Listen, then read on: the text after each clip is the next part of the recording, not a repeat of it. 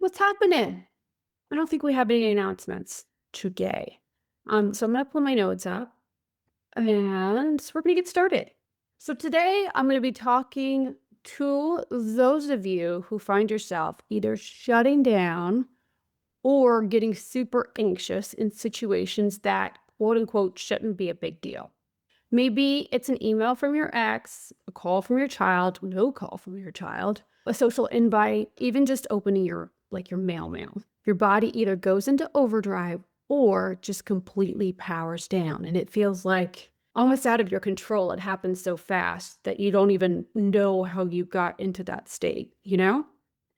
So you might wonder, why do I react this way? Why do I avoid situations that I need to face? Or it could be, why do I always get so intense? Why does this still bother me? It's been so long. How come I'm still so activated each time some little everyday sort of stressor comes up for you? So that's what we're going to be unpacking today.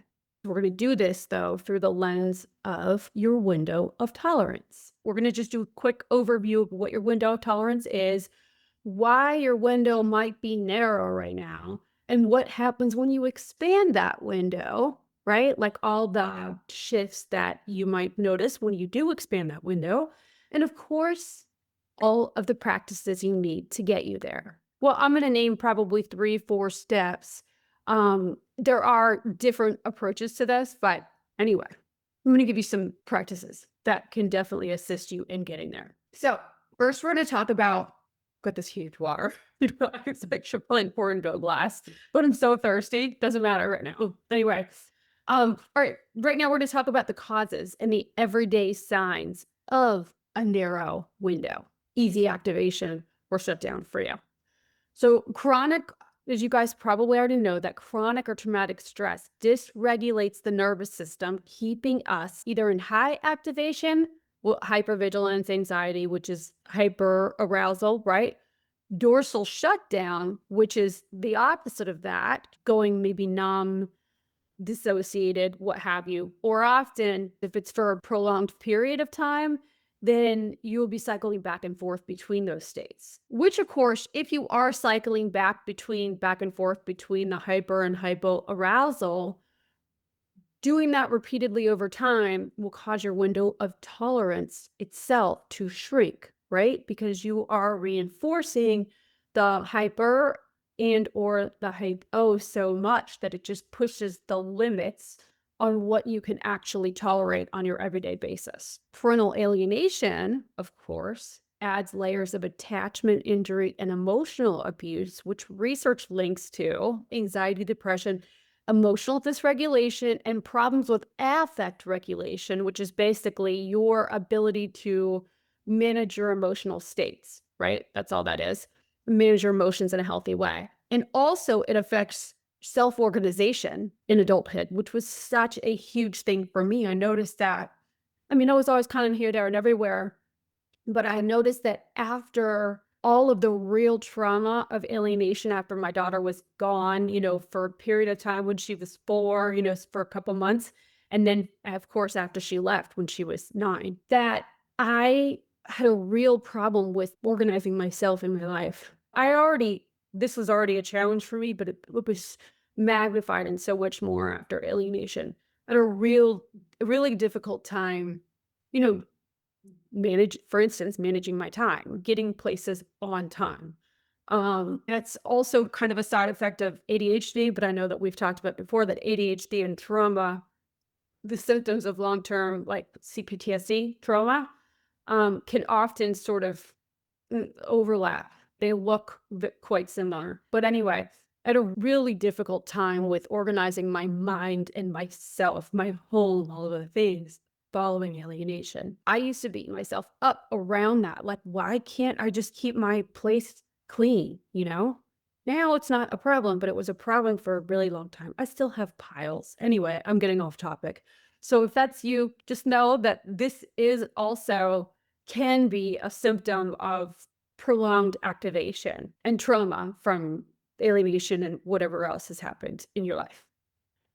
So on the hyper side of things, It may look like your heart racing, obsessive thinking, replaying arguments. Maybe it's panic about sending a simple text to someone or opening a document, over explaining yourself to everyone or the powers that be, if you will. So if that's you, and there's more symptoms, but you get my point. So if that's you, just know that, and I've said this before to you guys, you are not being dramatic, as maybe you have been called. Your system is genuinely taking these situations as threats.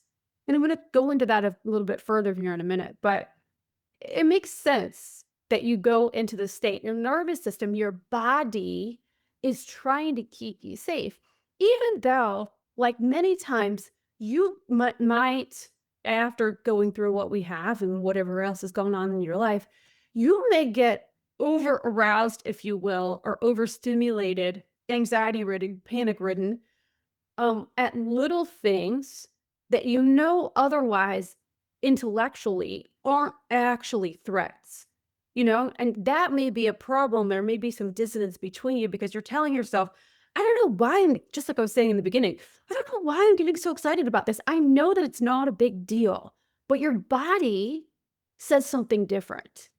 Okay. And so your nervous system learns in one way. It has its own sort of memory, if you will. And then your mind is entirely different. The intellectual part of you, your prefrontal cortex, as I've talked about in many of these episodes, when you're in nervous system activation, the blood supply to your prefrontal cortex sort of shuts down, it slows down. So then the energy supply is dimmed, if you will. You're not able to use the information that you would otherwise have access to. And because your body's trying to save energy so that you can fight for your life, even though if you were able to use your prefrontal cortex, you would know that you were not actually fighting for your life. You get me? Okay. And the hypo side of things, like the shutdown, it's the opposite. You feel blank, you might feel numb, exhausted, like extremely fatigued. Well, your brain just completely checks out. You sit there staring. Just me just saying it the way I did just brought me back to being back in Texas when I thought there was something wrong with me. Like I incessantly Googled fatigue, numbness, foggy brain, not able to put together sentences, all of that stuff. I kept thinking that something would have really gone wrong with me. So if this is you, you may sit there staring at whatever task you have in front of you, but not doing anything about it, just staring at it, blank stare at it. Or you may disappear from conversations. You might tell yourself that you just don't care anymore, or you just don't have the energy. What's the point? That is the shutdown side of things. Just know that you're not lazy or indifferent as a whole. You might be experiencing a sense of indifference because your nervous system is hitting the overload button for you. Basically, shut my lights off in the rest of you. It says, we need to conserve energy right now. This is all too much. So you can't care. You don't say it like that. It's not most of the time. Maybe, but otherwise it's just, you feel like you can't lift your legs, your arms, I talked about this in the prolonged freeze episode, I think, a while back. You feel like you can't even lift your finger. When you go and you get stuff done, if you've been in that state for a long time, you will get things done, but it's just freaking heavy and hard to do. Feels like everything is so much effort. And it's really difficult in this state to, like I said, to gather your thoughts and think clearly without feeling so clouded and keep saying heavy, but it's true, heavy.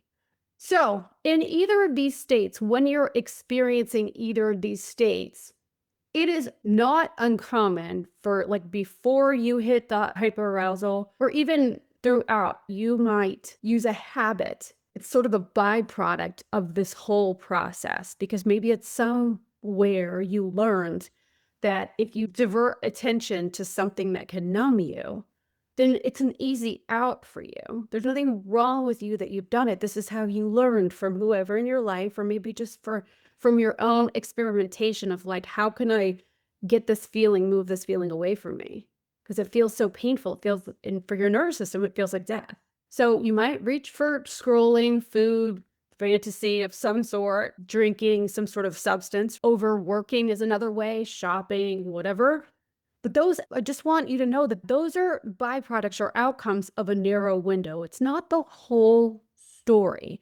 It's not that you are someone that always overeats and has a problem with food or problem with drinking. Now, drinking or food or whatever may have caused, like your drinking or food may have actually caused some problems in your life, but it doesn't need to be the end all be all. Like you will always have a problem with whatever you're using right now. It's a byproduct. Okay. And any of my habits episodes, which were an awfully long time ago, but the information still stands. If that's you right now and you're leaning into some sort of numbing habit, go back to, I bet there's 3 episodes in a row in the very early days, not videos. They're like strictly audio podcasts, but they talk about how to let go of habits. Okay. But anyway, it's not the whole story. Like I was saying, going back to my notes, maladaptive behaviors are your body's way of saying, this is too much. I need out. They're fast exits from emotional states that feel unbearable. Shame, helplessness, terror, loneliness, panic. You get me. Distress, basically. So if you grew up with chaos, criticism, emotional neglect of any degree, or of course, if you have been living through parental alienation, your system has been in a long-term survival state mode, So of course, your body is going to look for quick exits. Okay? It makes sense. And the more that you can make sense of why you're doing whatever you're doing or not doing whatever you're not doing, like in any of my tolerance episodes before this, I've talked about this, that if you're tolerating your life by way of using some sort of behavior in order to avoid whatever emotion you're feeling, it's going to cause you to prolong your suffering. Like whatever you're tolerating now, you're numbing it, which helps to make the whole situation tolerable. So you never experience the discomfort needed that's there for you in order for you to move to the next level. Like you need to have a certain level of discomfort in order to say, okay, this is enough. I need to move through this. Until then, you stay in this buffering zone, in this bobbing in the water zone. And so that's why tolerating your life by using behaviors, buffering behaviors, can be harmful. But anyway, you can use, I just got off on a tangent. You can use other, like positive, seemingly benign behaviors. Your body will be like, oh, but at least I'm just doing something good. I'm channeling it into something good. And there's nothing wrong with that. But ultimately, if you're still using that behavior, over exercising could be one of them. You go run. Now, not that, again, I want you to send the message that there's not a problem with going in. In fact, I think it's one of my top solutions to get yourself out of, especially if you're in prolonged freeze state, to go move your body, right? But when you're using that, there's a fine line to everything. When you're using whatever behavior it is to avoid something, it's going to end up creating that same cycle for you. Okay, so it makes sense that you have, if you have in the past and up until today, have been looking for quick exits out of this nervous system activation. Makes 100% sense. The problem with behaviors, and I don't want this to be a behaviors episode, but I think it's important because it's a human tendency. Our bodies seek pleasure, avoid pain, be efficient. That's really what runs us from thousands of years ago. That's what it does. Seek pleasure, avoid pain, be efficient. That's all it really wants to run on. So chronic relational stress, right, including alienation, shrinks your capacity to stay present with intense feelings. Your body learns we can't handle this, so we need something to take us out of it. We need to either fight, we need to flee, we need to freeze, or we need to fawn, right? We go into activation, some sort, your body is trying to regulate you. So overeating, overworking, overanalyzing court documents, obsessing about your child's every move, obsessing about it's natural too, of course. I mean, it makes sense why you would, obsessing about their well-being in the long term. All of that is your nervous system trying to keep you away from a state that it believes will crush you, will annihilate you. So just know first off that your body is not trying to ruin your life, but it's also a good thing to understand what exactly is it trying to protect, right? What is my body trying to protect me from here? It's good to become aware, name it, and become accustomed to when it is that you enter those states. Okay? So, this is where the idea of the window of tolerance comes in. All right. The window of tolerance is the range where you can feel and think at the same time, where your emotions are present, but they're not overwhelming, and where you don't have to shut down or go into arousal, hyperarousal to cope. That the concept was originated by Dr. Dan Siegel. So the way that I want you to picture it right now, there's a lot of analogies or metaphors out there to explain this. There's one where you can explain it as a river. There's a few different ways to look at it, but I like the idea of thinking about it as an elevator. The middle floor is your window of tolerance, okay? This is where you can feel your feelings, think clearly, and respond instead of react, okay? So on this floor, your breathing is steady, your muscles are present, like you notice that you're here, but you're not braced and you're not completely flaccid, lax, right? And you can stay with your own discomfort here, right, without needing to explode or disappear, okay? Or fawn or whatever it is that you do. You can also be with somebody else's emotions without losing yourself completely in them. The top floor of this elevator is your hyperarousal. If you're in that elevator, imagine the elevator shoots up. Your heart's racing, your mind's spinning, maybe anger, anxiety, panic is going on for you. This is like your fight or flight energy, right? It's very urgent. From here, you might overtalk, over-explain, attack, people please, or scramble to make the other person okay so that you can finally feel safe again. Okay? And I know that right there, I described fawning behaviors too, but this energy is more like when you're fight flight, you can also use this, like you're over people pleasing, as a way to regulate you, and it's a matter of overdoing. Do you know what I'm saying? So, yeah, I'll leave it at that. The basement of this elevator is your hypoarousal. Imagine that your elevator goes from up here in hyperarousal, where you're agitated, panicky, whatever it is, and all of a sudden, boom. I think of, like, when I was writing this out, I think of if you've ever ridden that ride at Universal Studios, MGM, wherever Tower of Terror is, MGM, I think.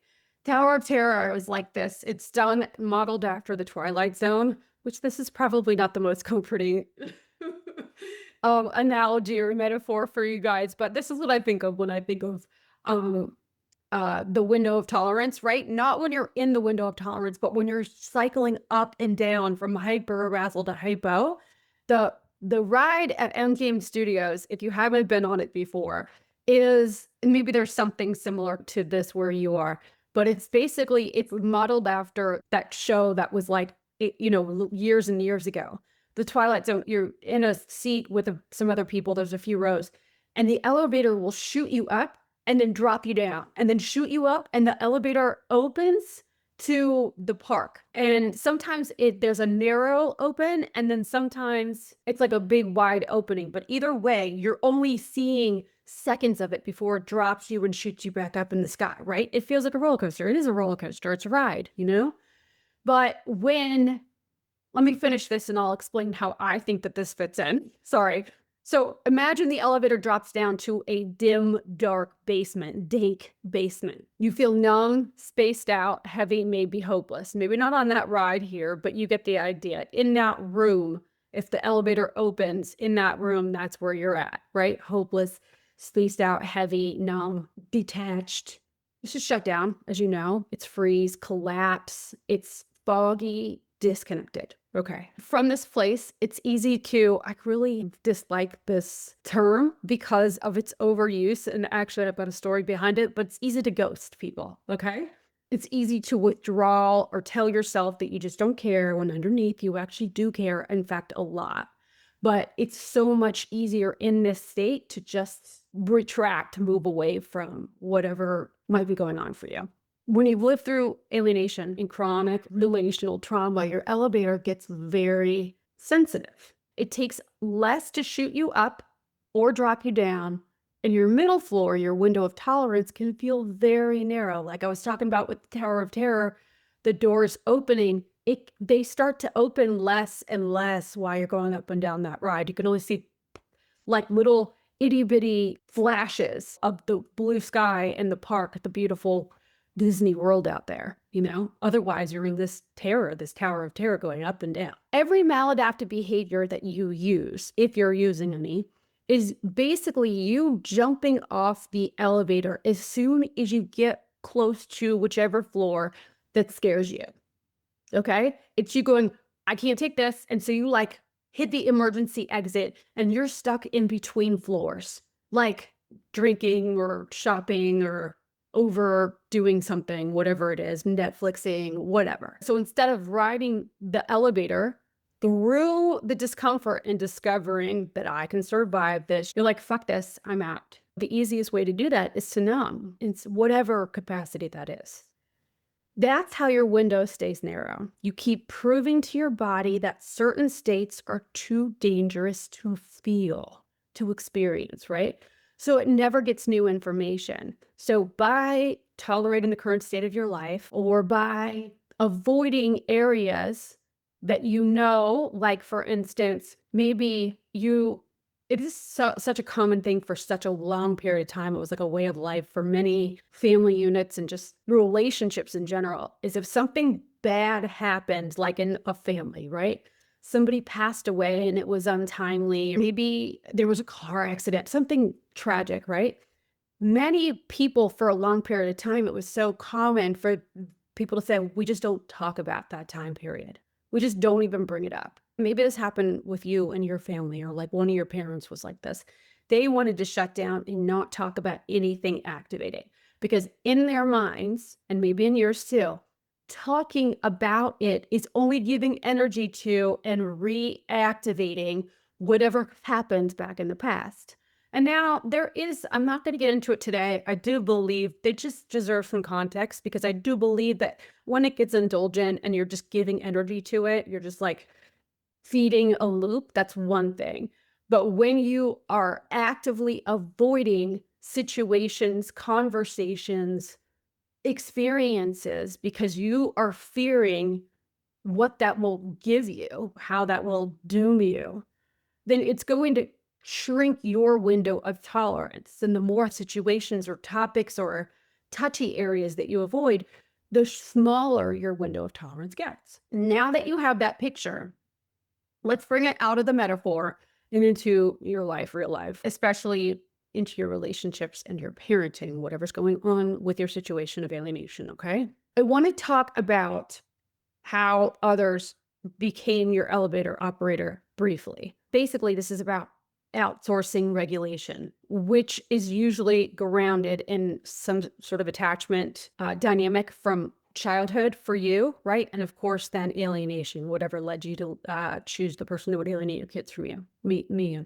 included, So if it began in childhood, which my stance on that, and chances are it probably did. I'm not going to say that as a blanket statement to everybody, but if as a child your emotions were dismissed, shut down, mocked maybe, stop crying or I'll give you something to cry about, that sort of attitude or that sort of comment from a parent, or they were overmanaged, right? Don't be sad. I'll fix you. Let me fix it for you. Let's go get an ice cream. Let's go divert attention to something, but your mom or dad was really overly comforting, right? And didn't allow you to work through the emotion. You probably never got to learn how to man your own emotional elevator, right? You never learned how to regulate yourself. You probably learned to wait for your mom or dad to indicate what was appropriate and when. So like if you had a parent who, like for me, my mom was, I believe is disorganized attachment style, which is not a problem, but it's unregulated, And so it was very chaotic or just not, I wasn't able to predict how she was going to respond or react to certain things as a kid. And so that for me, it was a heightened sense of activation for me always, which had me go between agitation at some points, panic, anxiety, fawning, and then I would shut down and I would just escape to my room and, um, self-soothe by listening to music or something like that. But my meter, my emotions meter was in her pocket, right, at all times. And so I learned from an early age that it did not serve me to make my own decisions or work through things because she was going to fuck it up in one way or another. I didn't say it like that back then, but that's really the idea.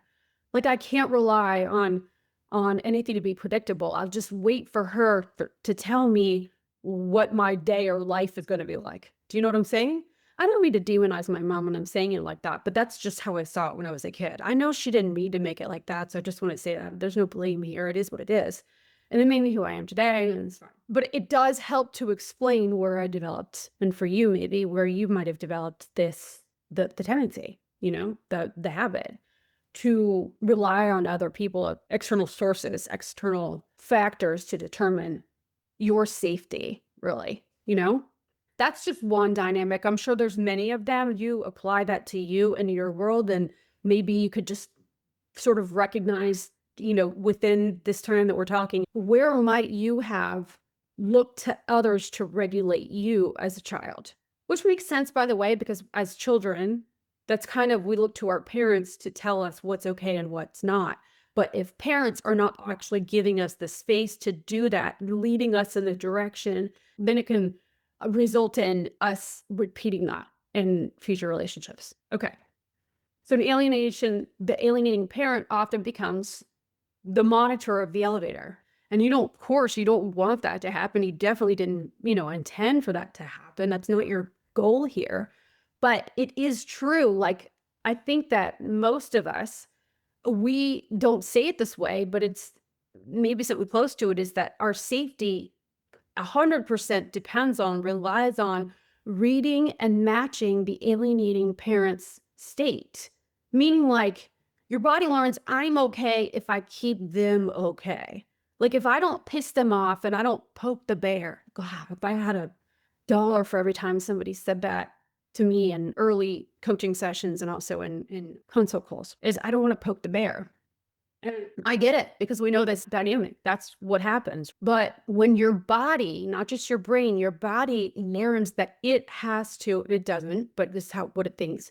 It has to fawn or has to tread lightly, walk on eggshells in order to feel okay. Like, they come first, the alienating parent. And if you guys aren't together anymore, which most of you guys aren't, then it takes a lot of energy, because now you're manning this person who is already unpredictable and doesn't have your best interest at heart. They're in a completely different household, maybe not even the same state. So how do you man that? It takes a lot of energy. And so you try to think your way through every single little situation, scenario, try to determine all the outcomes, and then pick the best way to proceed with whatever's going on for you. It's so time consuming. But anyway, okay, there's nothing wrong with you viewing it, because we've all done it. Your body learns that if I keep them okay, then I will be okay. Things can stay smooth. Just don't make any waves, which trains your nervous system to regulate around other people's reactions and not your own inner signals. Some other adult patterns, like of outsourcing regulation, you might look to partners, right? Your friends, your child, even professionals to be your elevator operator, right? Tell me I'm okay, fix my feelings, please regulate me. Those are not the words you're using, but that's the idea. You're looking for validation, permission in some cases, not making decisions without someone else's approval, avoiding conflict at all costs, or needing others to calm down before you can breathe. A lot of you empaths out there, you probably understand what I'm talking about here, right? When someone's outside their window, it can show up as emotional neediness, constant reassurance seeking, anger, or collapsing into helplessness, not as a moral feeling, but as a nervous system in survival mode. You might notice yourself getting stuck on the top floor, right? Being hypervigilant, over-explaining to the courts, to your ex-partners, or even to your kids in effort to control every variable. Or you might swing into the basement and might stay there, shutting down, going numb, disappearing from relationships when it feels like one more thing you cannot carry. So if that's what a narrow window looks like, what happens when you begin to widen it? And why might that actually make you less willing to carry other people emotionally? Expanding your window, I just want to say right now, doesn't mean that you suddenly enjoy hard conversations or stressful events. It just means that you can stay more present in them without either exploding or needing to disappear or numb.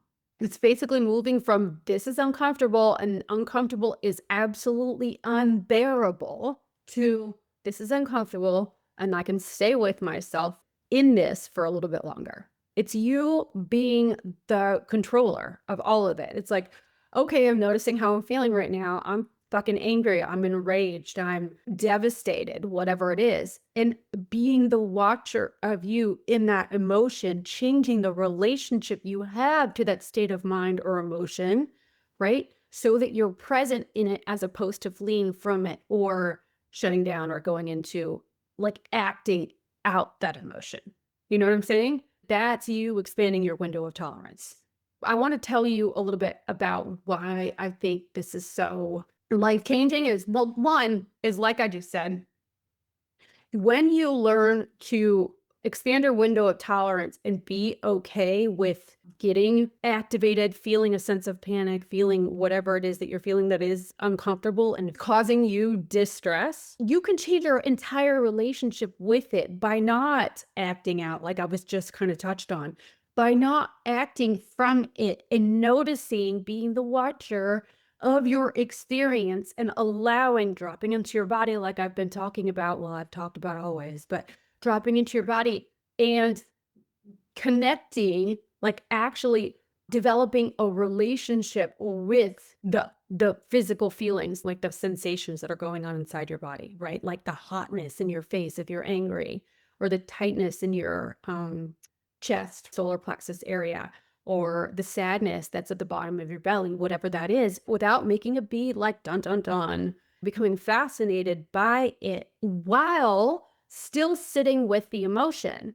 But sitting with the emotion doesn't mean that it needs to affect you to the point where you express it outward. Does that make sense? Like by way of screaming or yelling or, having it rule you. So that's one of the ways. But then also, what I think is so great, and I'm sure there's so many benefits, but today, just for the purposes of time, keeping this on the shorter end, what I've noticed is that I have, after doing so much work on me and on my own nervous system regulation over the years, my patience and my desire to be present in the ways I used to, the unhelpful ways I used to, isn't desirable for me anymore. Basically, what I'm saying is when other dysregulated people are wanting me to help regulate them, I don't, my patience is short for that these days. Like I have less tolerance for people who want me to be their nervous system for them, to man their elevator for them, With my clients, I just want to say it's different. That is our agreement. You come into my world, I hold your space, I guide, I co-regulate with you while you build your own capacity, right? That's my job. That's my passion. I love doing that. And it's entirely different to hold space with someone and help them co-regulate with them than when I'm outside of that container and I'm not working with my clients. I'm no longer willing to be the person that someone calls every time they melt down, but rarely actually takes the necessary action or responsibility for their own healing. Does that make sense? I value my energy, my time so much that I have constrained my world into caring for my clients, being present for them, being available, serving them, serving y'all in this podcast. And otherwise, I really guard I don't know if I love the word guard, but that's really what it is I guard my energy, I reserve it. And I no longer want to feel for everybody I'm not unloving to them. Like, it's not about that at all. It's just that I know where I purpose myself. And so my boundaries, my window of tolerance has widened, so much immensely over the last few years, right? I have learned to be comfortable in a much wider range of experiences and states of mind. The paradox is when you have that window of tolerance, that wider window of tolerance, you can handle more, but you choose to take on less that isn't yours. And that's what it is for me. Like, I can handle so much more, but I don't want to take on other people's shit. you know? Especially when I know, well, I'll leave it at that. So regulation doesn't mean that I tolerate everything. It just means that I'm finally clear on what I will and will not tolerate. Does that make sense? So your window of tolerance is one thing when it comes to like that um, concept is about how much that you can tolerate within your own world. But then how much you can tolerate versus how much you want to tolerate when it comes to external is a whole different ballgame. For some of you, that might sound like, I love you, and I'm not going to be your crisis line every day. I don't mean to be insensitive, but I'm working on keeping my own nervous system in a safe range right now. Also, it could look like I'm available to talk when you're ready, but I'm not available, not going to make myself available for like the endless venting that leaves us both fried. I don't want to go into a re-traumatization for you. That's not what I'm here for. Because before, like for me, back to what my example, it was sort of a sneaky way, I guess. I should say I wasn't trying to be sneaky, but it's like this backwards way of when we people please, we're not doing it to actually please the other people. Well, we are, but we're doing it because pleasing the other person in the people pleaser's mind will provide us a sense of safety and security, a sense of certainty and belonging, right? Something like that. And so when I would overdo for all the people outside of me, it was really about me trying to outsource my own nervous system regulation. Do you understand? And so now that I have widened my window of tolerance and I know that I can regulate my own self, I'm not willing to be anybody else's emotional life raft. Not outside of the container of being present for my clients, which, like I said, I love that. And that is my task. That is my job, but otherwise I save my energy, and I'm not using them to make me feel good.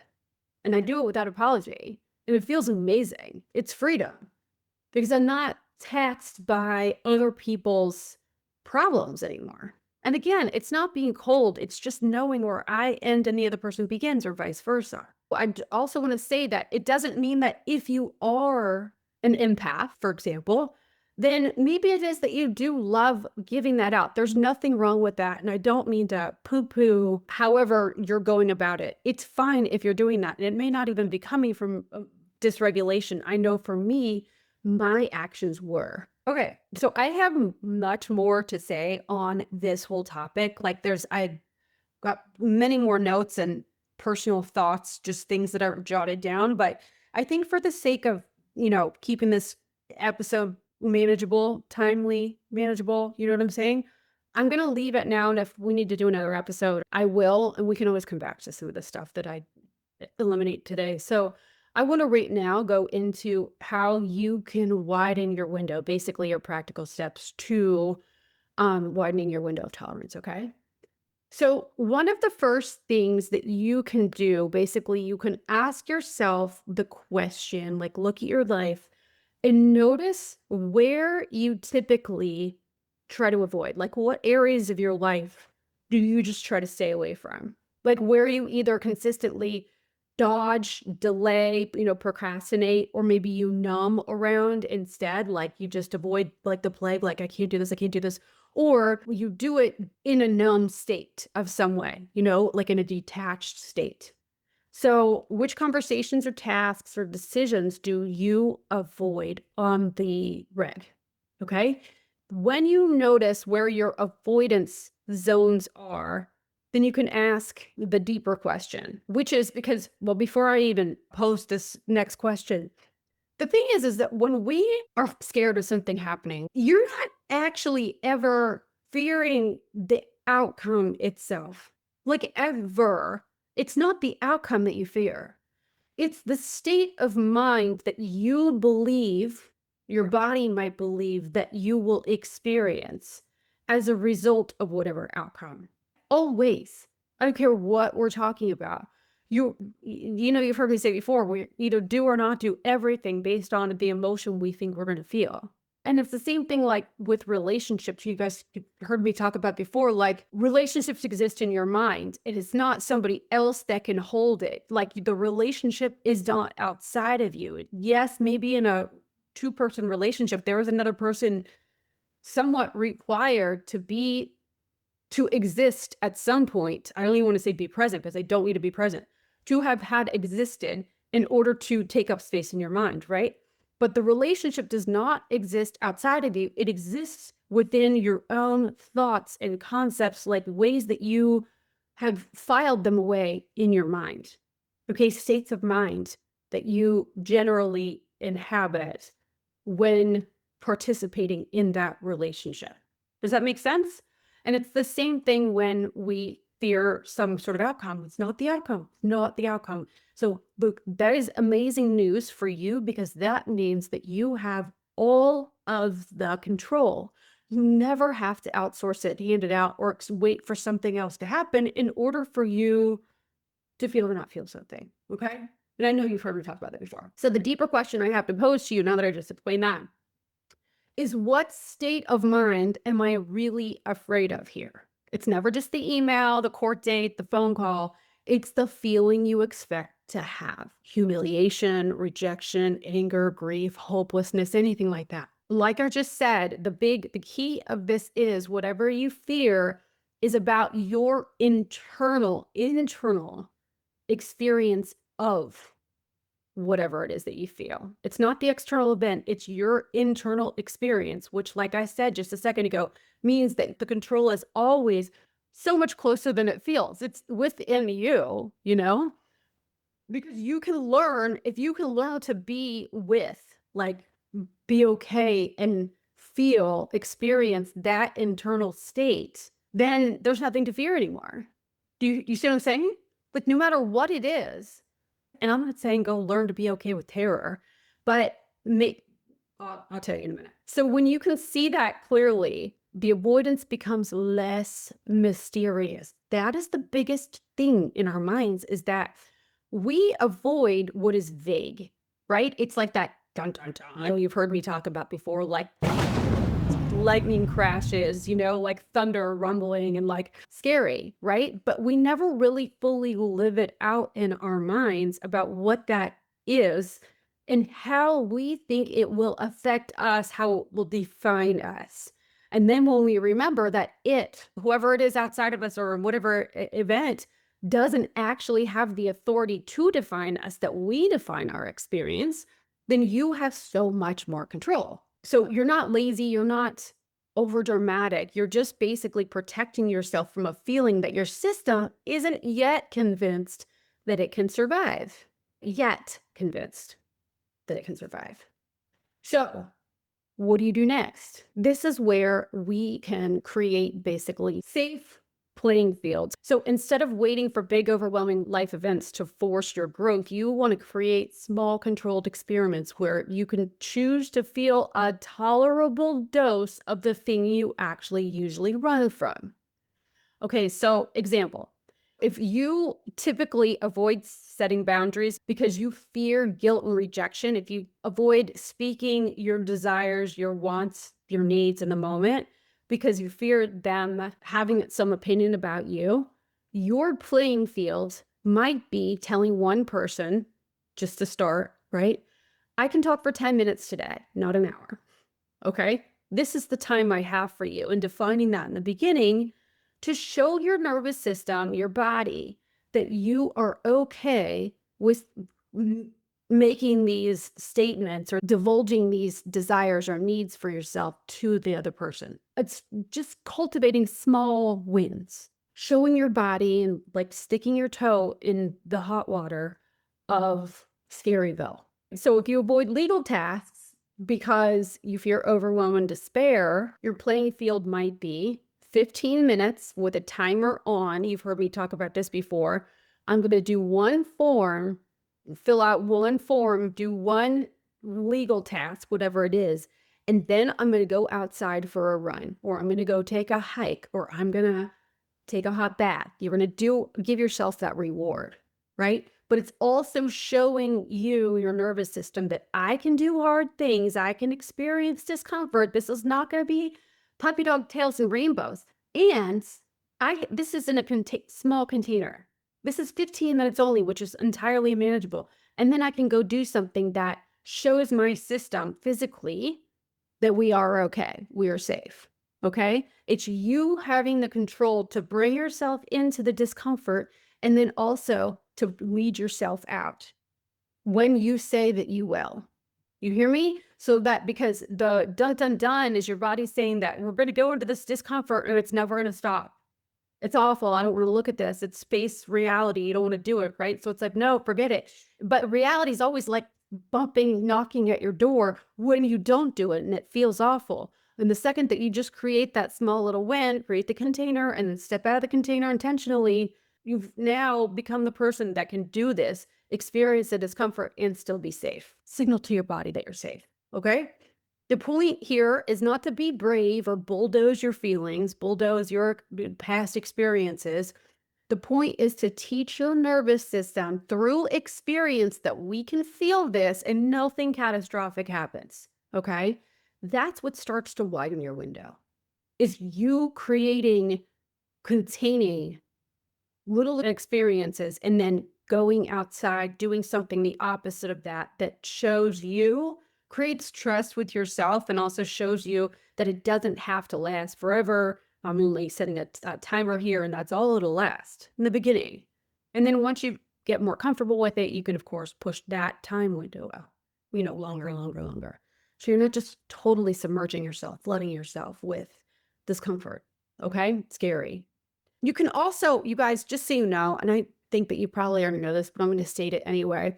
You can do this, like this is what I do with my clients in our sessions, is I create space, hold space for them to sort of tap in and out of whatever emotion that they're feeling or whatever scary topic that we're talking about. And we either lighten it up with some humor or we move to another topic and then we come back to it. There is a way that you can use a professional, like professional will, if you've got a good therapist or coach, even to help you to create a safe space for you to experiment with this. Then that can also be, of course, an invaluable tool to widening your window.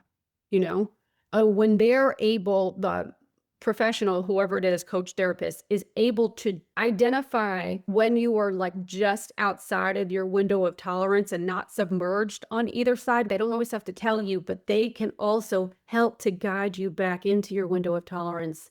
And then the most healing, like the most benefit that you'll get, the most growth, it works the best when you're just barely outside of your window of tolerance and you're trying to push it up or down on either side of it, by just dabbling, is what I'm saying, on the edge, living on the edge is actually where you receive the most benefit, okay? It's the same thing like when think about if you're, maybe I've used this example before, but I always think about it when I talk about this, is that when you if you are into fitness, and you're trying to push your anaerobic threshold, your AT, the area or the heart rate basically at which you personally, everybody's AT is different, anaerobic threshold's different, but the threshold is the area or the spot where you have now become breathless and you cannot hold a conversation while doing some cardio workout or even a weightlifting workout.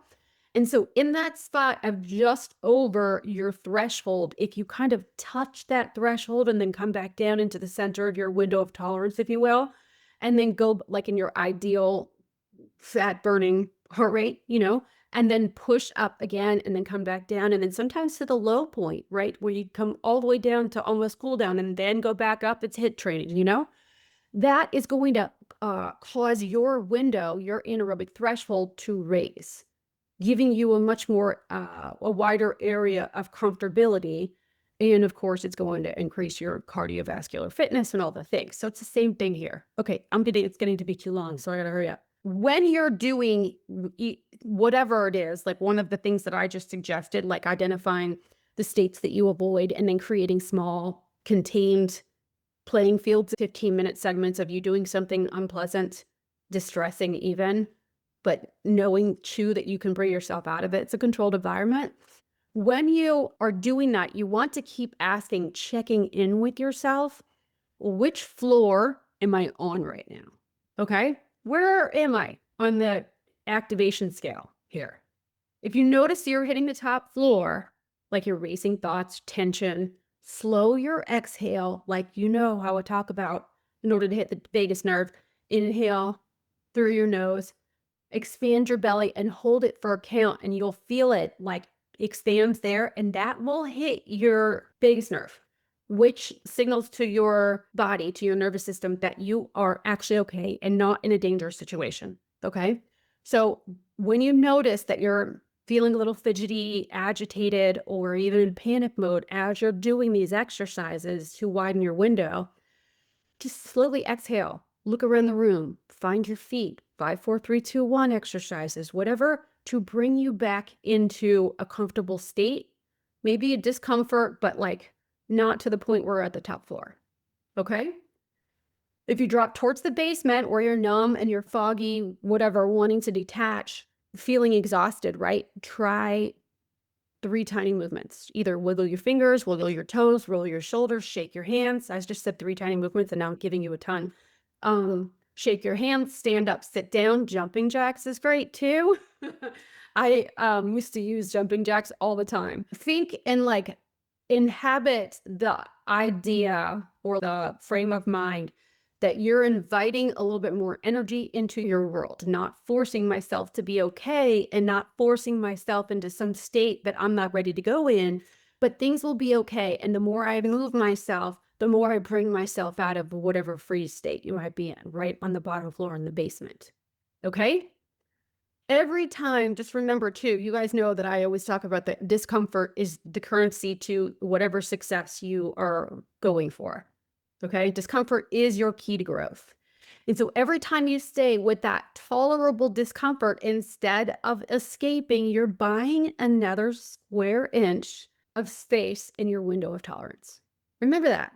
Each time that you stay in that discomfort, so long as you are the master of that, you're moving the walls out. You're pushing the walls out. Over time, those inches become rooms and those rooms become floors. And then you've got a whole mansion you're living in. Window of tolerance. It's be a mansion of tolerance. And again, doesn't mean the way that I just said that if you're living in a mansion of tolerance and you can tolerate all of it, doesn't mean that you need to tolerate behaviors of other people or even your own. I just mean their tolerance, your nervous system activation, tolerance of states of mind for you. So just to summarize and to restate, it's super helpful, important, productive, super helpful for you to determine which states of mind or emotions, experiences that you tend to avoid or want to hide from in your life. Okay. This is why I ask my clients always throughout our sessions, sometimes it's several times through our sessions, what emotion does that cause you to feel? Or what emotion do you feel when you think that ABC, XYZ is going to take place? Whatever you believe on, whatever you're thinking, fearing is coming true, it's going to cause you to feel some emotion, obviously a fear-based emotion, the way I just framed that, right? But when you recognize what states of mind and emotions that you tend to avoid, then that's where you know that your work is if you want to expand this window of tolerance. And by extending this window of tolerance, you maybe will cease over functioning in relationships, right?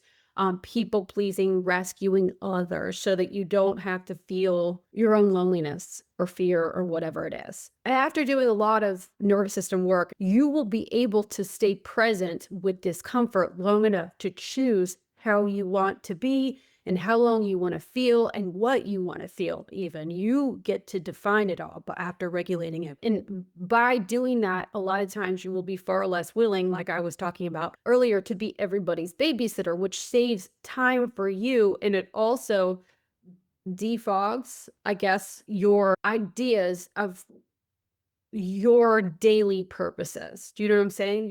It's less noisy so that you actually can focus on what you truly want to purpose yourself to doing. I hope that's making sense here.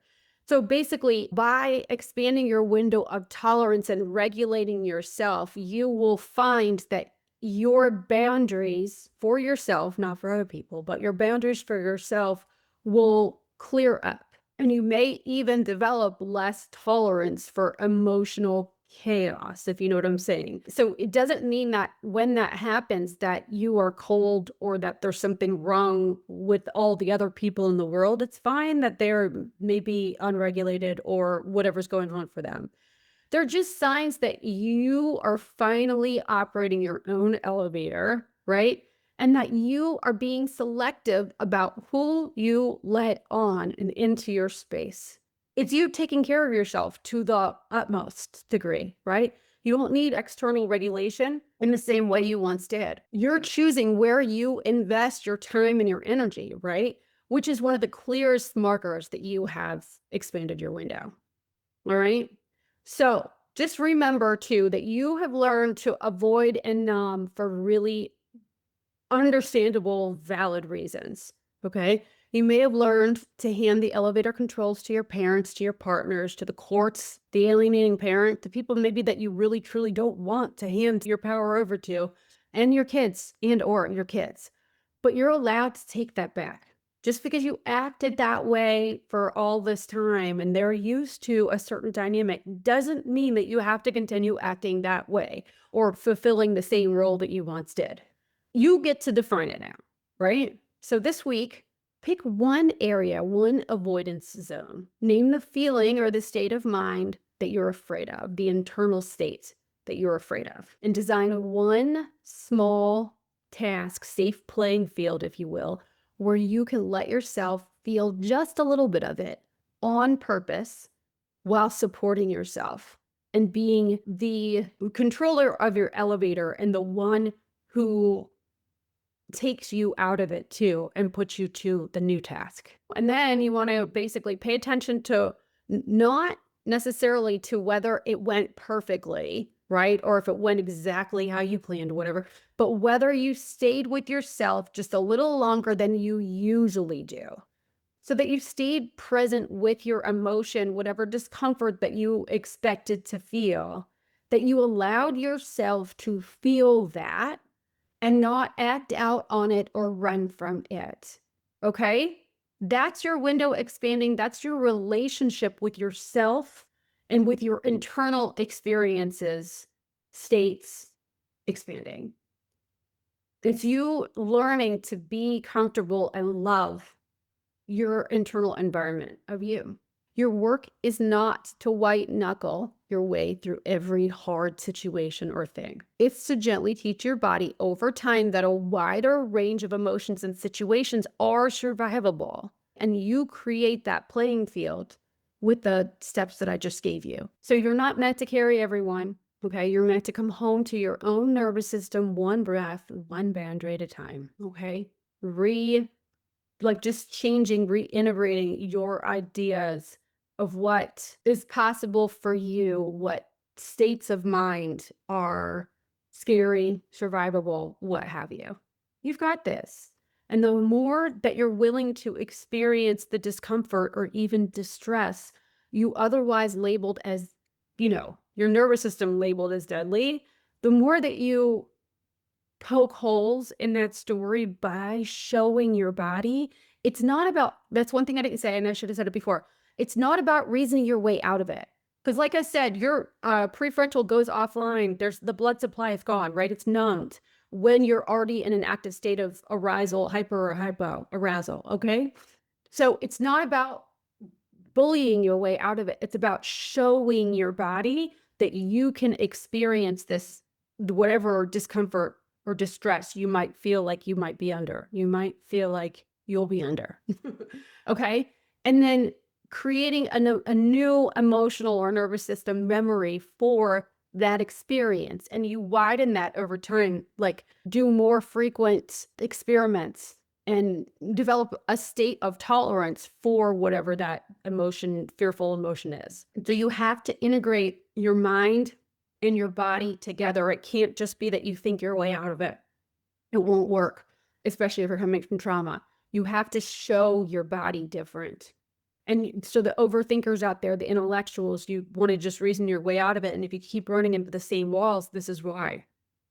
Because you have to incorporate your nervous system into it.